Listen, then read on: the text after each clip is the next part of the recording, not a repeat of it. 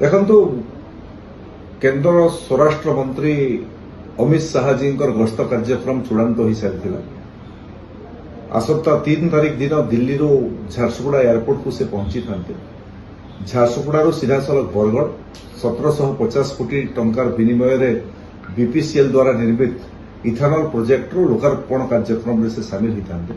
ଜନସଭାରେ ଉଦ୍ବୋଧନ ଦେଇଥାନ୍ତି ଏବଂ ବରଗଡ଼ରୁ ପୁଣି ସମ୍ବଲପୁର ବ୍ୟାକ୍ କରିକି ସମ୍ବଲପୁରରେ ରିଙ୍ଗ ରୋଡର ଭୂମି ପୂଜନ କାର୍ଯ୍ୟକ୍ରମ ଅନେକ ସରକାରୀ କାର୍ଯ୍ୟକ୍ରମରେ ସାମିଲ ହେବାର ଥିଲା ଏବଂ ଗୋଟେ ବଡ଼ ସାଧାରଣ ସଭାରେ ସେଠି ମଧ୍ୟ ଉଦ୍ବୋଧନ ଦେବାର ଥିଲା ଏବଂ ସେଠୁ ଝାରସୁଗୁଡ଼ା ପ୍ରତ୍ୟାବର୍ତ୍ତନ କରି ରାତ୍ରି ଯାପନ କରିକି ପୁଣି ମହଙ୍ଗା ସେ ଅଞ୍ଚଳରେ ଆଉ ଗୋଟେ କାର୍ଯ୍ୟକ୍ରମରେ ଯୋଗ ଦେବାର ଥିଲା।